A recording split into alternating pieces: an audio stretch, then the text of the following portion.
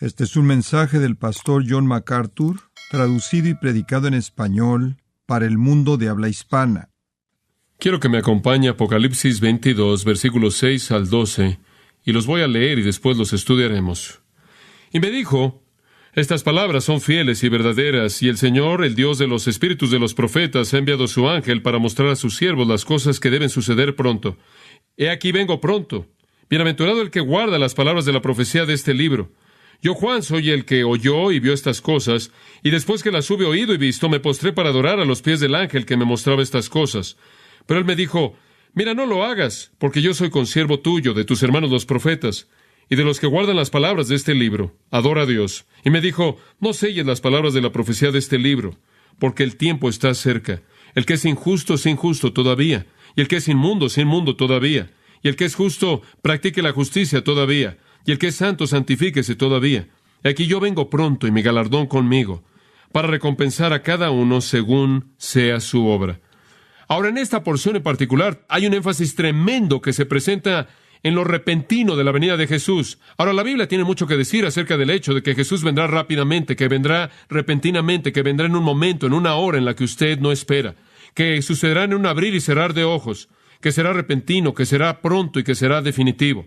Ahora, conforme llegamos a esta porción del libro de Apocalipsis, es innecesario decir que es el fin. Ya para cuando llegamos al capítulo 22, los grandes temas de Apocalipsis ya han sido desarrollados y las puertas han sido abiertas.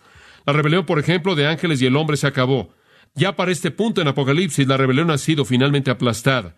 El reino ya ha sido traído.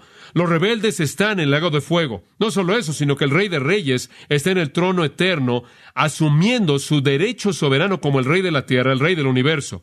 La santidad absoluta, incambiable, caracteriza todo dentro del reino de Dios universal. El pecado ha sido omitido de la existencia y los redimidos comprados por la sangre del Cordero, matado en el Calvario, ahora están en la gloria eterna de la resurrección. Todo lo que tenía que ser enfrentado en el hombre ha sido enfrentado. Fuera de la permanencia de la eternidad, lo único que permanece está en el capítulo 22. Y conforme llegamos al capítulo 22, hay vida en todos lados, porque aquí encontramos la vida infinita y eterna, y no hay manera en la que la muerte pueda entrometerse en la vida eterna. El capítulo comienza hablando del río del agua de la vida, y nos vemos a nosotros mismos en el cielo, en el lugar eterno. Ya para el capítulo 22, los cielos y la tierra han sido recreados. El prisma refulgente de la luz transparente del diamante, la ciudad gloriosa de Jerusalén, se ha establecido en el estado eterno. Luz, belleza, santidad, gozo y la presencia de Dios y el Cordero. Adoración y alabanza a Dios y el Cordero. Servicio y semejanza a Cristo. Todo esto son realidades eternas. Antes, en el libro de Apocalipsis, vimos en el capítulo 2 y 3, la iglesia con todos sus problemas, con toda su aflicción, vimos su historia, vimos su virtud, y después vimos lo que sucedió en el rapto. Vimos que la iglesia fue exaltada al cielo en el capítulo 4, y después vimos la tribulación comenzando a desarrollarse en el capítulo 6, y vimos cómo se rompieron los sellos y las trompetas fueron tocadas, y las copas de ira fueron derramadas, y los juicios horribles y terribles que cayeron en los hombres, de tal manera que la mitad de la tierra murió en 13 años y medio. Escenas monótonas de asombro y horror. Después vimos al hombre de Satanás, el anticristo, saliendo del foso y cautivando al mundo con sus demonios y desarrollando la adoración de Satanás y culminando en una blasfemia sin paralelos. Y después los vimos a todos siendo arrojados al infierno para hundirse ahí para siempre. Y vimos las últimas obras de Satanás, vimos su liberación durante el reino ya en Apocalipsis, y después cómo fue atado finalmente en el pozo. Vimos cómo se desató toda la rebelión y cómo fue sacudido el cielo antiguo y la tierra antigua y fueron recreados un nuevo cielo y una nueva tierra. Y vimos el pecado y la muerte y el infierno hechos a un lado. Vimos la redención terminada y el paraíso reconquistado en paz mortal. Dice usted, bueno, eso concluye con todo. Así es. Dice usted, ¿qué queda? El capítulo 22, versículo 6 en adelante es lo que queda. Dice usted, bueno, ¿qué es? Bueno, son unos cuantos comentarios de conclusión y el énfasis primordial es que todo lo que acaba de leer aquí va a suceder. Ahora, debido a que va a suceder, más vale que haga algo, más vale que responda, más vale que reaccione. Jesús viene, la tribulación vendrá y los hombres morirán. Y los hombres que están vivos van a gritar, pidiendo morir para aliviarlos del tormento del juicio. Y Jesús regresará en gran gloria y va a establecer su reino, todo va a suceder. Y la respuesta viene, ¿entonces qué? Y entonces Juan responde, aquí está el entonces que, comenzando en el versículo 6. Y las características de estos versículos básicamente son simples.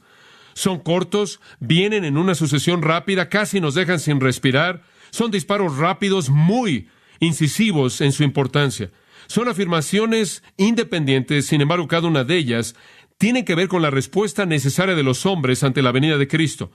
Casi le dan a usted el sentimiento, conforme usted los lee, como si tuvieran mucha prisa, en un ímpetu furioso, en una especie de furia salvaje, en un momento desesperado final, y lo ve porque dice en el versículo 7, he aquí, vengo pronto. Y allá hay una afirmación que nos deja sin suspiro. Después lo ve en el versículo 12, he aquí, vengo pronto. Y lo ve en el versículo 20 y lee, ciertamente vengo en breve. Hay un tono de urgencia aquí. El genio del Espíritu Santo ha hecho que estas afirmaciones sean rápidas e incisivas y rápidas para que podamos tener una idea de la emoción que viene junto con la verdad en el contexto. Y finalmente, cuando usted llega al versículo 20, es casi como un suspiro y Juan dice, amén, ven, Señor Jesús. Entonces el pasaje mismo está lleno de urgencia. Es urgente que el cristiano responda y se encargue de algunas cosas importantes. Y también es presentado con urgencia al incrédulo. Ahora, en esta noche vamos a ver primordialmente los versículos 6 al 12 y vamos a ver las respuestas inmediatas del cristiano al regreso inminente de Cristo. Si Jesús realmente viene, ¿qué demanda de mí? Si su regreso está realmente cercano, ¿qué hago? Dice usted, bueno, ¿crees que su regreso está cercano? De hecho, lo creo. La Biblia dice que la tribulación va a ser iniciada por un gran tiempo de paz mundial y el mundo está clamando por paz. La impiedad, las religiones falsas, la adoración del diablo y la apostasía están en su culminación y estos son las señales del fin. Hemos visto muchas señales y creemos que Jesús viene. Y si Él viene y Él viene pronto, entonces eso demanda algo de nosotros. Permítame darle 4 cosas que eso demanda. Obediencia inmediata, adoración inmediata, proclamación inmediata y servicio inmediato. Esas 4, obediencia, adoración, proclamación y servicio. En primer lugar, vea los versículos 6 y 7, vea la obediencia inmediata. Y me dijo, estas palabras son fieles y verdaderas, y el Señor, el Dios de los espíritus de los profetas, ha enviado su ángel para mostrar a sus siervos las cosas que deben suceder pronto. Estas son cosas verdaderas. He aquí, vengo pronto. Bienaventurado el que guarda las palabras de la profecía de este libro. Él dice, esto va a pasar, así como dice que va a pasar, y más vale que estés listo para obedecer. Más vale que apliques esto a tu vida y lo hagas parte de tu vida. La venida de Jesucristo demanda que su vida cuente hoy. Este es el día, esta es la hora. Trabaje mientras es de día y mientras que pueda, porque viene la noche cuando ningún hombre podrá trabajar. Tenemos que tener una conciencia real de su regreso para que cambie nuestras vidas. Y sabe una cosa, cuando realmente vivimos a la luz de la venida de Cristo, tiene un profundo efecto en nosotros. Le voy a dar una ilustración. Cuando era un niño pequeño y siempre estaba yo inventando historias, realmente unas bastante absurdas. Mi papá era un predicador para Moody y vivíamos ahí en Filadelfia y yo iba a una pequeña escuela allí en Rockledge, afuera de Filadelfia.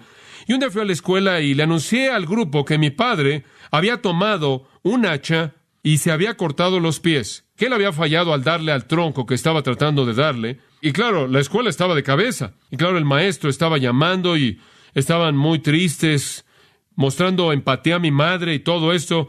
Y entonces resulta que hubo una reunión esa semana y se reunieron ahí los padres de la escuela, lo cual no fue demasiado bueno para mí. Y entonces el maestro realmente me reprendió. Y entonces estaba enojado con el maestro. Y entonces, como resultado de mi enojo con el maestro, decidí que me rebelaría un poco. Y nunca olvidaré una vez durante esa semana que ella se fue del salón. Y entonces pensé, bueno, ahora realmente me la va a pagar. Yo estaba en segundo año de primaria. Y entonces me puse de pie y fui de escritorio en escritorio, simplemente brincando, corriendo de escritorio en escritorio. Y claro, le encantó a todo el mundo, ¿verdad? Les encantaron. Ni siquiera los que estaban muy involucrados. Ella vendría y ella se enojaría con todos y estábamos disfrutando de esto. Y nunca olvidaré cuando ella entró y me sorprendió en medio de 2 escritorios. Bueno, ¿sabe una cosa? Recibí una educación bastante seria como resultado de eso, en ese punto. Eso alteró mi conducta bastante. Y después, a partir de ahí, lo que pasó es que me sacudió de manera absoluta porque no la pude oír caminando por el pasillo. No sabía que venía. Y ¿sabe una cosa? Usted normalmente podía escuchar cómo se oían las pisadas de los zapatos de la maestra. Digo, era una maestra de cierta edad y aparentemente era algo silenciosa, ¿verdad? Y no me sorprendió y viví por mucho tiempo en temor mortal si yo hacía algo cuando la maestra se iba y ella me sorprendía haciéndolo. Y Y entonces comencé a vivir a la luz del regreso inminente de la maestra. Y ¿sabe una cosa? Tuvo un efecto profundo en mi conducta. Bueno, es algo así como lo que el Espíritu de Dios quiere mostrarnos aquí. No es en absoluto la idea de temor, sino es la conciencia de la presencia de alguien que representa autoridad. Jesús viene y necesita ver un sentido de que tenemos que obedecer como resultado de eso. La expectativa de una autoridad o alguien a quien realmente amamos normalmente cambia la manera en la que nos conducimos. Me acuerdo cuando mi padre se iba para alguna junta y yo era un niño y mi mamá venía y anunciaba que él iba a regresar al día siguiente. Nos corregíamos. Sacábamos la basura, mis hermanas hacían sus camas.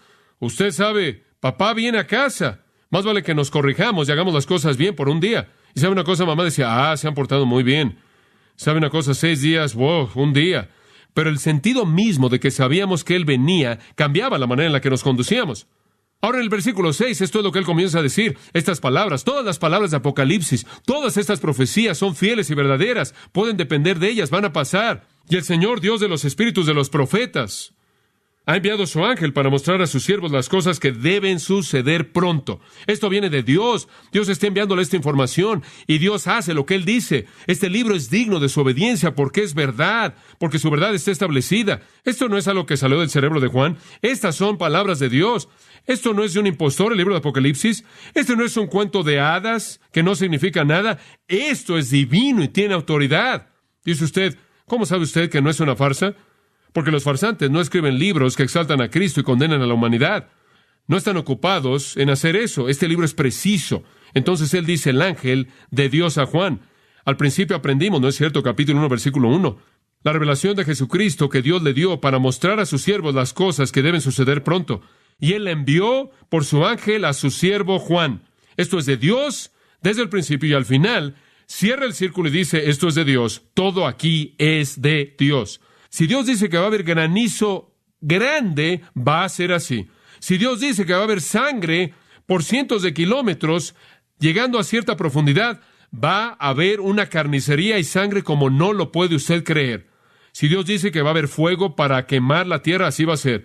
Si Dios dice que 1/3 de los ríos van a echarse a perder y van a contaminarse, así será. Y si Dios dice que al mar le va a pasar lo mismo, así va a ser. Y si Dios dice que 1/3 de los hombres van a ser matados y después 1/4 de los que quedan van a ser matados, entonces eso es lo que va a pasar. Y si Dios dice que los demonios van a venir del infierno en la oscuridad del pozo, en el capítulo 9, van a ser liberados y los demonios van a andar por todos lados en la tierra para infestar la tierra, entonces eso es exactamente lo que va a pasar.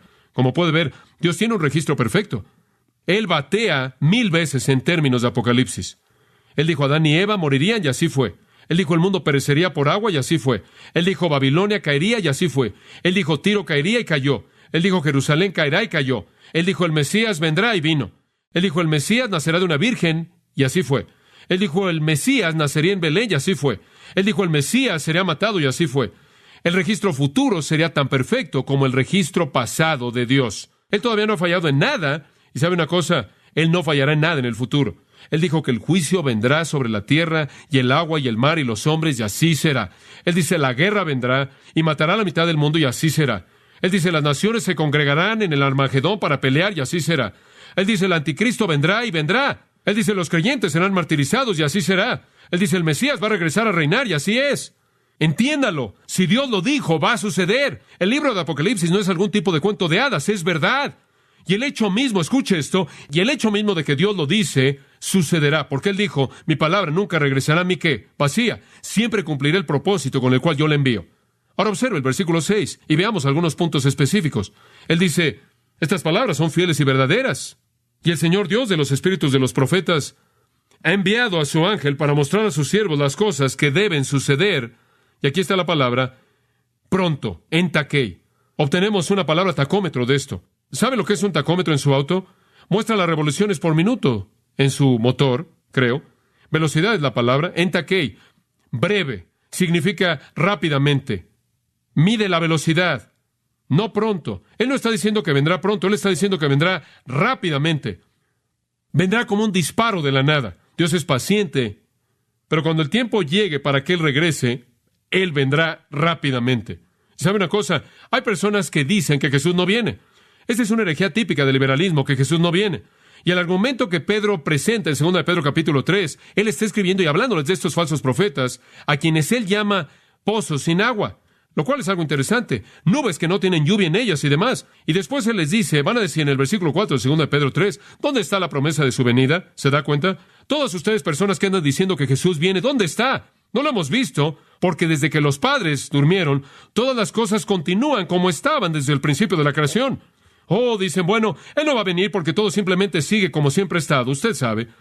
Lo cual es un argumento ridículo. Lo cual es como decir, yo nunca moriré porque nunca he muerto. Y después Él procede a decir, pero ellos deliberadamente ignoran el hecho de que por la palabra de Dios, los cielos y la tierra de la antigüedad, Dios los creó del agua, y por el agua el mundo de ese entonces fue inundado y pereció. Ellos debieron haber olvidado que las cosas no siguen como eran. Allá atrás en Génesis 6, Dios aplastó al mundo entero con agua. Y adivinen algo, no siempre ha sido como ustedes dicen que siempre ha sido. Y Él dice, los cielos y la tierra que ahora existen, por la misma palabra son preservados para el fuego, para el día del juicio y la perdición de los hombres impíos. Dios destruyó una vez la tierra con agua, y la volverá a destruir no solo con agua, sino ¿con qué? Con fuego. Sí, pero se ha esperado tanto tiempo. Y después Él dice, amados, no ignoréis estas cosas, que un día para el Señor es ¿qué? Como 1000 años, y 1000 años como un día. Dios no tiene un reloj. Dice usted, bueno, ¿por qué no regresa si Él va a regresar? Y Él da la respuesta. El Señor no retarda su promesa. No es que Él no lo va a hacer, no es que no va a hacer lo que Él dice, sino que es paciente para con todos, no queriendo que ninguno que perezca. Si Dios dice que pasará, pasará. Ahora Él dice esto al final del versículo 6.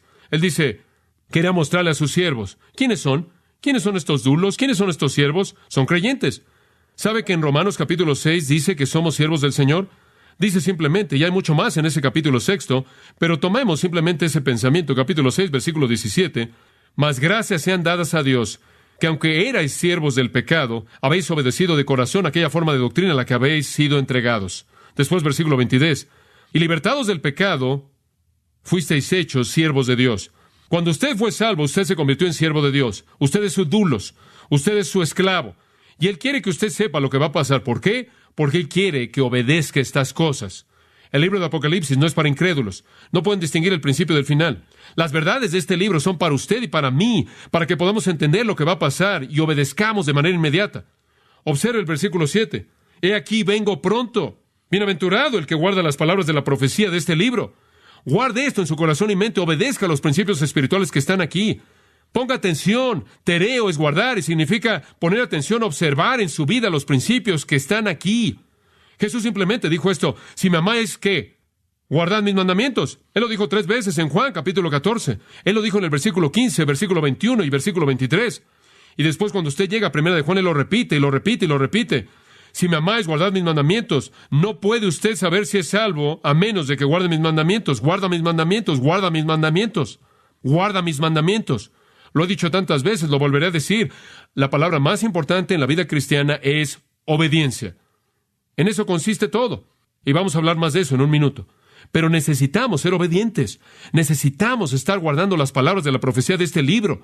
Necesitamos adherirnos a ellas, observarlas, ponerles atención, porque Él viene. Hay algunos mandatos directos a la iglesia en el capítulo 2 y 3 que necesitamos obedecer. Hay algunos principios que vemos a lo largo del libro de Apocalipsis que necesitamos obedecer. Darle la gloria a Dios, alabar a Jesucristo, ocuparnos con cosas estratégicas que importan. Necesitamos ser obedientes a los principios de este libro. Ahora, permítame hablar un poco de la obediencia. Hay muchos tipos de obediencia. Hay un tipo de obediencia que es una amenaza, pero eso realmente no llega a la médula. ¿Sabe una cosa? Un hombre estaba diciendo esta semana, estaba escuchando una cinta y él dijo, había un pequeño niño y él estaba ahí en su silla, estaba simplemente ahí de pie y su papá le dijo, siéntate. Y él simplemente estaba de pie. Él le dijo, dije que te sentaras. Y él simplemente siguió de pie. Su papá le dijo, siéntate o te voy a tirar. Y el niño se sentó. Y él le dijo a su papá, podría estar sentado, pero estoy de pie en mi corazón. Bueno, se da cuenta. Eso es obediencia, pero ese no es el espíritu de la obediencia. ¿Lo entiende? Eso es legalismo. La misma persona que yo estaba escuchando dijo que en su iglesia había una persona que decía que ganaba $120 a la semana y le dieron al Señor 10.20. Y él dijo, eso es obediencia a la ley del Antiguo Testamento, pero ese no es el espíritu de la obediencia. Eso se oye casi como legalismo, lo cual es algo interesante. Dice usted, bueno, ¿qué estás tratando de decir? Bueno, estoy tratando de decir que hay una diferencia entre obediencia y el espíritu de la obediencia. No tengo algo en mi cocina pegado que diga, no le pegues a tus hijos con un cucharón, simplemente para recordarlo. No tengo nada que diga, no le pegues a tu esposa con la pala. Dice usted, eso es horrible. No tengo que recordarme a mí mismo de cosas así. No ahogues a tus hijos en la tina. No tenemos reglas así que están colgadas en el baño. Hay cierto sentido, como puede ver, en el que el amor permea todo lo que hacemos y no necesitamos esas reglas. Digo, yo amo a mis hijos, yo amo a mi esposa y debido a eso no necesito eso. ¿Se da cuenta? Hay un espíritu diferente y como puede ver, quiero obedecer en términos de mis relaciones. Si le hago una promesa a mis hijos, quiero guardarla, no a partir del legalismo, sino porque los amo. Y creo que mis hijos tienen la misma actitud hacia mí, quieren obedecerme, no tanto por temor, sino por un deseo de obedecerme, porque me aman. Esa es la diferencia, y eso es exactamente lo que Pablo quiso decir. Y quiero tomar un minuto para mostrárselo. La diferencia entre obediencia y el espíritu de la obediencia está en Romanos 13, versículo 8. No debáis a nadie nada, sino el amaros unos a otros, porque el que ama ha cumplido la ley. ¿Se da cuenta? Y él procede a decir que la ley dice, no cometerás adulterio, no matarás, no robarás, no hurtarás, no darás falso testimonio, no codiciarás, etcétera, etcétera. Pero él dice, y todo se resume en esto, amarás a tu prójimo como a ti mismo. El amor, versículo 10, es el cumplimiento de la ley. Como puede ver, si yo amo a alguien, yo me someto voluntariamente a mí mismo. Y si realmente amo a Dios, ¿necesito tener los 10 mandamientos colgados en mi casa? Y tengo que decir, no quiero hacer eso, Dios me va a matar. No, usted sabe, no sé cómo usted es afectado, pero cuando yo peco, no reacciono al pecado diciendo, no, me van a disciplinar. Usted tampoco reacciona así. Usted dice, la primera reacción es, Dios, me da tristeza porque te entristecí, ¿verdad? Claro, porque ese es el espíritu de la obediencia. El espíritu de la obediencia, ahora observe esto, y aquí hay una definición, es aquello que me permite obedecer en un área en donde no hay implementación. ¿Se da cuenta? Entonces, el espíritu de la obediencia es comprometerme a obedecer en cosas donde no hay implementación. ¿Se da cuenta? Porque simplemente quiero obedecer. Es debido al amor de mi corazón que demanda que yo obedezca. No por temor, sino por adoración y amor. Y entonces Dios no nos pide que tengamos una serie de reglas y las peguemos ahí en la pared y que nos aseguremos de que las obedezcamos. Dios simplemente nos pide que lo amemos. Y si lo amamos, vamos a cumplir la ley entera. Y esta es la razón por la que eso es tan diferente del legalismo. El legalismo es hacerlo. Quiero ser santo, quiero ser piadoso. Y si no lo hago, si alguien no cree que soy piadoso, Dios va a quitarme puntos. Usted entiende. Eso no es parte de la naturaleza de Dios. Eso es nauseabundo para Dios. Ese es un sistema de legalismo. Lo que Dios quiere ver es un corazón que está tan lleno de amor, que está rebosando de amor, que obedece a partir del flujo natural de la vida, no a partir del temor. Y entonces el cristiano debe tener un espíritu de obediencia debido a su amor hacia el Señor. Debemos leer su palabra y debemos aprender los principios y debemos obedecerlos. Como puede ver, Apocalipsis no es entretenimiento. Tantas personas creen que el libro de Apocalipsis es entretenimiento. Apocalipsis, qué bien. Vamos a ver todas esas cosas extrañas. Apocalipsis no es entretenimiento. ¿Sabe lo que es para mí? Es motivación. Estudio este libro y me motiva. Me motiva para hacer lo que tengo que hacer y hacerlo ahora. Sabemos que estas cosas van a pasar. ¿Qué es lo que Pedro dijo en 2 de Pedro 3:11? Él dice, viendo que estas cosas van a ser disueltas, hombre, el final del mundo viene. ¿Qué tipo de personas deben ser? No solo se siente especulando acerca de eso, hace algo. Deberían ser santos y piadosos, y deberían buscar y esperar la venida del día de Dios. Y él procede a decir, deberían ser, al final del versículo 14, deberían estar en paz, sin mancha, irreprensibles. Esto es motivación, no entretenimiento.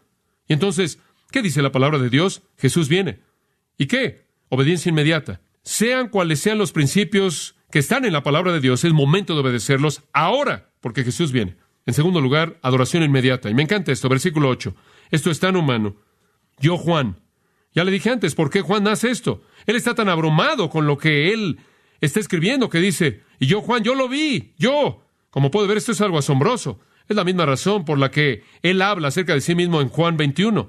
Usted se acuerda cuando Pedro estaba siguiendo a Jesús y Pedro estaba buscando a su alrededor y Jesús simplemente le dio a Pedro las maravillosas noticias de que él iba a ser crucificado.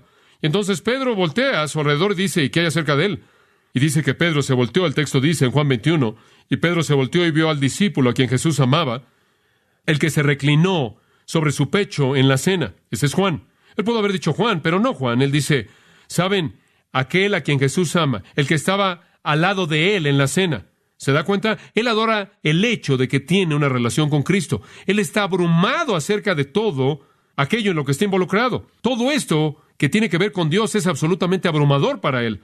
Entonces, todo en esto es fantástico. Ustedes me conocen, yo soy aquel a quien Jesús ama. Se da cuenta y simplemente adora ese pensamiento. Entonces, él usa lo mismo aquí. Él dice, y yo, Juan, soy el que oyó y vio estas cosas. Y después él dice, y después que las hube oído y visto, me postré para adorar a los pies del ángel que me mostraba estas cosas. Bueno, eso es interesante. ¿Qué está haciendo ahí? Bueno, él ha estado ahí antes. Usted regresa al capítulo 19. Él está tan abrumado, tan cautivado. Este ángel, otro ángel vino y le mostró las bodas del Cordero en el capítulo 19, versículo 10. Y él dice, caí a sus pies para adorarlo. Él está haciendo lo mismo de nuevo. Pero él me dijo, mira, no lo hagas, porque yo soy consiervo tuyo, de tus hermanos los profetas, y de los que guardan las palabras de este libro. Adora a Dios. Ahora, ellos debieron haber pensado que estaba siendo como un disco rayado, porque si usted regresa al capítulo 22, versículo 9, ve lo mismo. Pero él me dijo, mira, no lo hagas. Deja de hacerlo, Juan. Porque yo soy consiervo tuyo, de tus hermanos los profetas, y de los que guardan las palabras de este libro. Adora a Dios. Levántate, Juan. Yo solo soy un ángel. Ahora, hay varias cosas hermosas acerca de eso.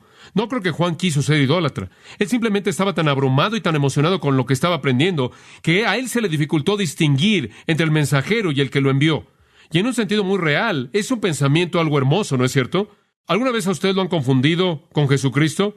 He estado en el ministerio por unos años y todavía nadie ha caído postrado a mis pies y me ha adorado. Yo nunca le he tenido que decir a nadie, oh, ponte de pie, estás equivocado.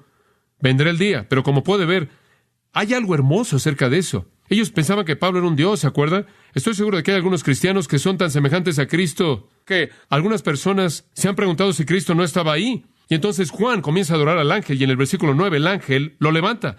Y él se presenta en la categoría en la que está, como puede ver, con otros seres creados que también sirven a Dios. Y él dice, adora a Dios, adora a Dios. Escuche, esa es una prioridad inmediata en la vida cristiana y es adoración. Dice usted, sí, lo sé. ¿Qué es adoración?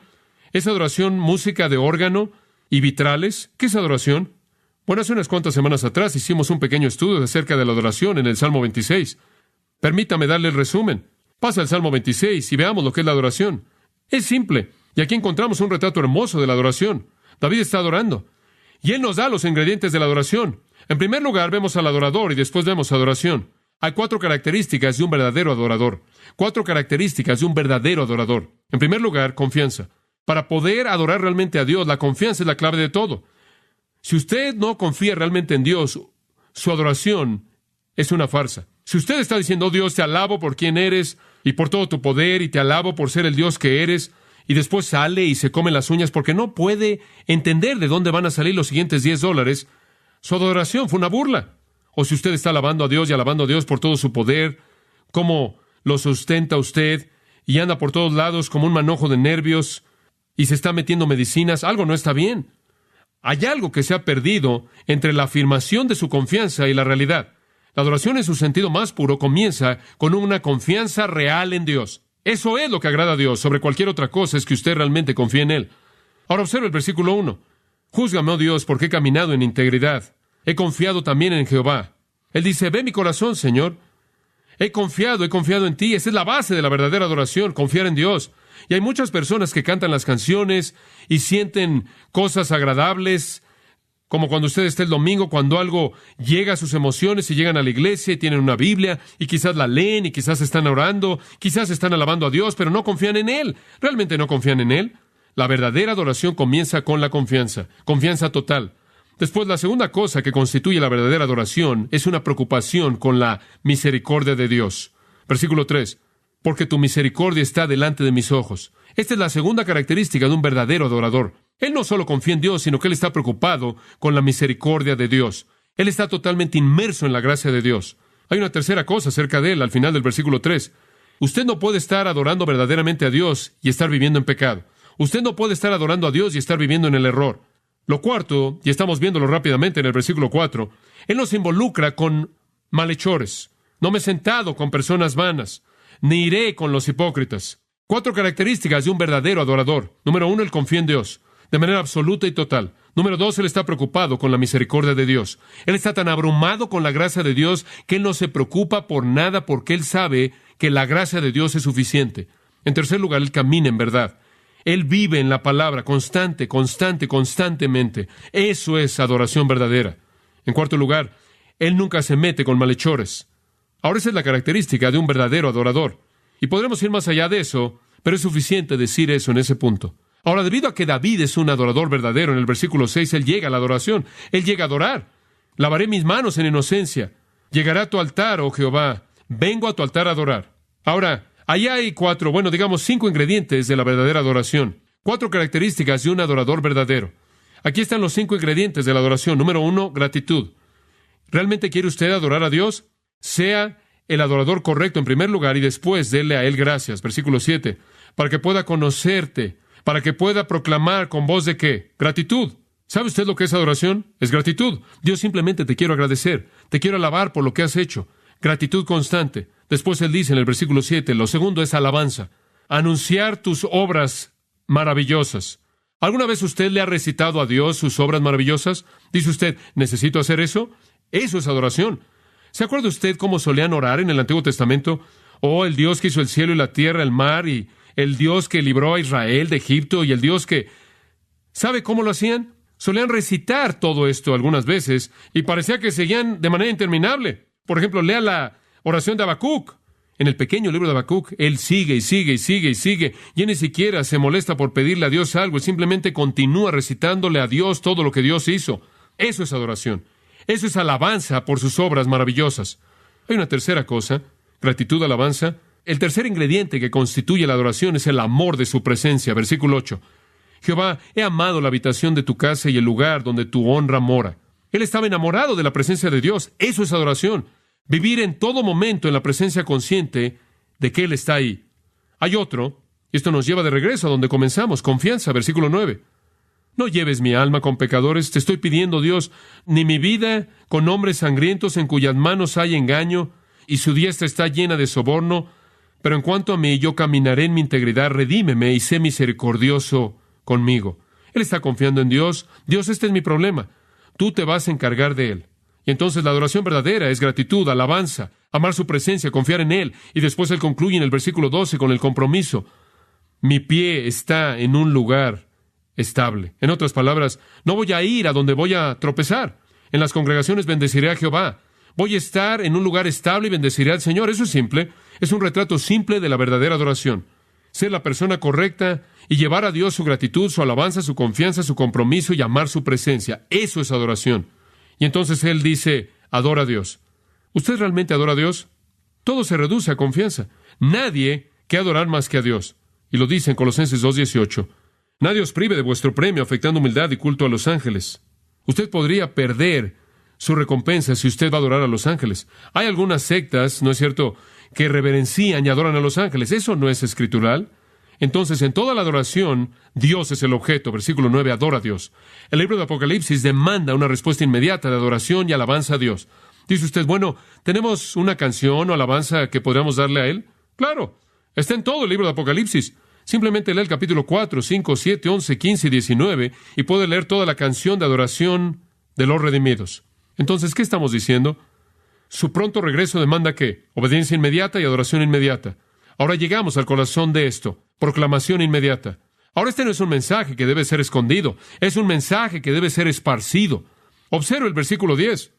Y me dijo, no selles las palabras de la profecía de este libro, porque el tiempo está cerca. Si usted viera a alguien moviéndose rápidamente hacia la destrucción absoluta, y usted pudiera detenerlo y no lo hiciera, esa sería una condenación seria. Y entonces necesitamos estar ocupados en no sellar las palabras de este libro, sino en estarlo predicando. Debido a que hay una advertencia tan tremenda, no podemos cerrar el libro de Apocalipsis, debemos hablar su verdad. El término cerca significa inminente, significa que el siguiente acontecimiento en el reloj de Dios es el regreso de Jesús.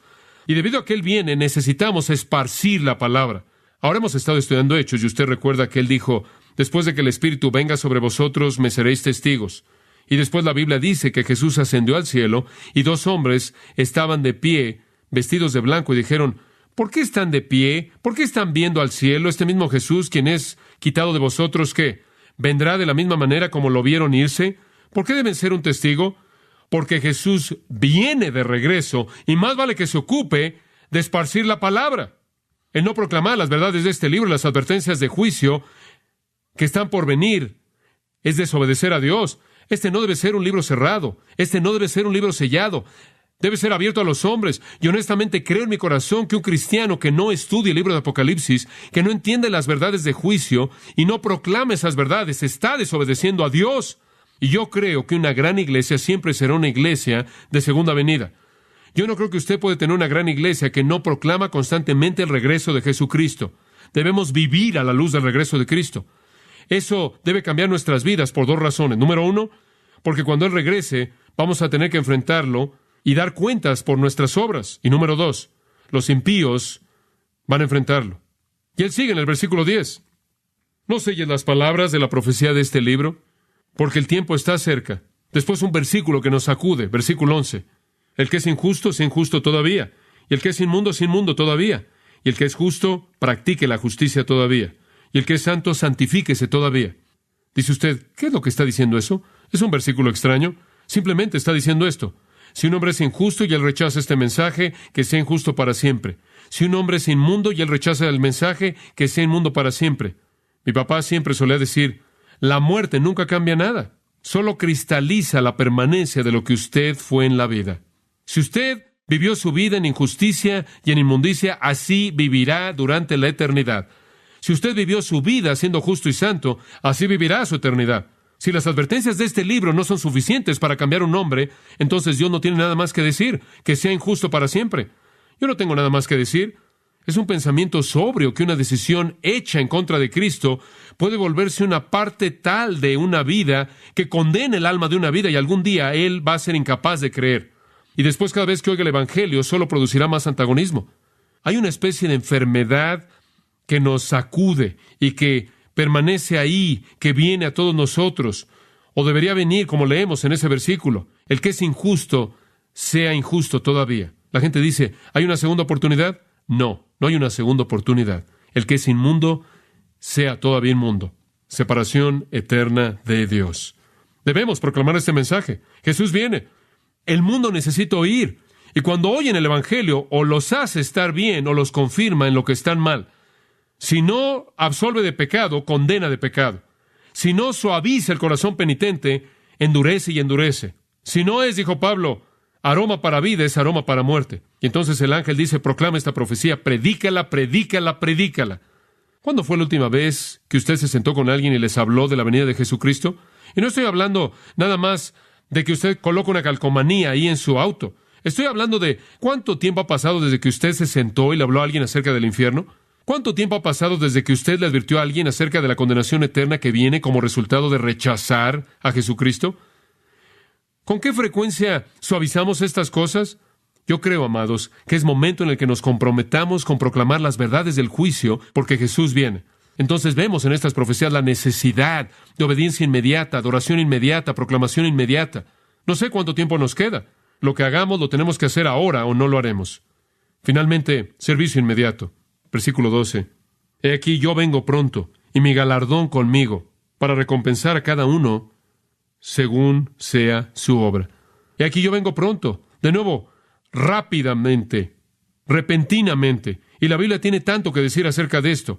El hecho de que cuando Él venga nadie va a estar listo, el mundo va a estar asombrado cuando esto suceda. En Marcos, ahí hay una indicación de la urgencia que va a llevarse a cabo cuando Jesús venga. La impresión que va a ahogar a los hombres. Dice en el versículo 33 del capítulo 13, guardaos, velad y orad, porque no sabéis cuándo vendrá el Hijo del Hombre, porque es como un hombre que se fue de lejos, dejó su casa y le dio autoridad a sus siervos, y a todo hombre le dio su trabajo y le mandó al portero que vigilara. Velad, por tanto, porque no sabéis cuándo el amo de la casa viene, en la tarde o a medianoche, o cuando cante el gallo en la mañana, no sea que al venir repentinamente los encuentre durmiendo. Es algo triste. Hay en Lucas simplemente un pensamiento del capítulo 12, versículo 35. Estén ceñidos vuestros lomos y vuestras lámparas encendidas. Y vosotros sed semejantes a hombres que aguardan a que su Señor regrese de las bodas, para que cuando llegue y llame le abran enseguida. Bienaventurados aquellos siervos a los cuales su Señor cuando venga halle velando. De cierto os digo que se ceñirá y hará que se sienten a la mesa y vendrá a servirles. Y aunque venga la segunda vigilia y aunque venga la tercera vigilia, si los hallare así, bienaventurados son aquellos siervos. Pero sabed esto, que si supiese el padre de familia a qué hora el ladrón había de venir, velaría ciertamente y no dejaría minar su casa. Vosotros, pues, también estad preparados, porque a la hora que no penséis, el Hijo del Hombre vendrá. Es tiempo de hacer lo que usted va a hacer para el Señor y hacerlo ahora. Tenemos que velar, tenemos que estar listos y servir. Dice usted, bueno, ¿por qué hablar tanto de servicio? Bueno, la Biblia simplemente dice que usted necesita estar sirviéndolo, porque cuando Él regresa, obsérvelo, versículo 12, mi recompensa está conmigo para dar a todo hombre. Dice usted, bueno, ¿eso no es materialista? Y he hablado de esto y quizás he compartido esto con usted antes, pero la gente siempre ve eso de manera equivocada, reprende esto como un motivo, cuando no es un mal motivo servir a Cristo por una recompensa. Esto es algo natural. Esto me es ilustrado tantas veces en los deportes. Un hombre corre una carrera, hace su mejor esfuerzo y gana. Usted no le dice, oh, materialista, egoísta. Usted espera que haga eso, ¿no es cierto? Si un general toma su ejército a la batalla y gana la batalla, ¿usted no lo llama materialista? Si un hombre ama a una mujer y viene y le dice, te amo tanto, me quiero casar contigo, ella no dice, oh, materialista, no es suficiente amarme, tienes que casarte conmigo. Eso es extraño porque es normal. Hay algunas cosas que son la recompensa natural de otras cosas y la recompensa de nuestro Señor es el resultado natural del servicio fiel. Mi abuelo tenía en su Biblia un poema escrito y decía esto, y cito, cuando esté de pie ante el tribunal de Cristo y Él me muestre su plan para mí, el plan para mi vida, como podría haber sido, y vea cómo lo bloqueé aquí y lo hice a un lado allá y no cedí a Él, ¿habrá tristeza en los ojos de mi Salvador? Tristeza aunque todavía me ame. Despojado de todo más que su gracia, mientras que la memoria va un camino que no puedo seguir, entonces mi corazón triste se romperá en lágrimas que no pueda derramar. Cubriré mi rostro con manos vacías, inclinaré mi cabeza sin corona. Oh Señor, los años que me quedan los entrego a tu mano. Tómame, quebrántame, moldéame para que viva de acuerdo con el patrón que tú has planeado. Necesitamos estar ocupados en servir al Señor. Necesitamos orientar nuestras prioridades. Necesitamos tirar toda la basura en nuestras vidas e involucrarnos en la obediencia inmediata, la adoración inmediata, la proclamación inmediata y el servicio inmediato. Algunos de ustedes dijeron, algún día voy a comenzar un estudio bíblico, o algún día voy a empezar a estudiar la Biblia, algún día voy a testificarle a mis vecinos, algún día voy a hacer esto, y algún día voy a enseñar una clase, y algún día. Y simplemente se desvanece. Es momento de hacerlo, es momento de hacerlo. Dice usted, bueno, ni siquiera soy cristiano, ¿qué hago? Versículo 17 le dice qué hacer. El que oye diga, venga, y el que tiene sed, venga, y el que quiera, tome del agua de la vida gratuitamente. Todavía hay tiempo para que usted venga antes de que Jesús llegue aquí. Cuando el ejército de Napoleón invadió Rusia, llegaron a una aldea, y en esta aldea toda persona había huido, excepto un hombre, quien era un granjero. Era un hombre valiente, y él estuvo de pie ante el ejército de Napoleón, y vieron lo calmado que estaba, y vieron su valentía, y decidieron no dispararle.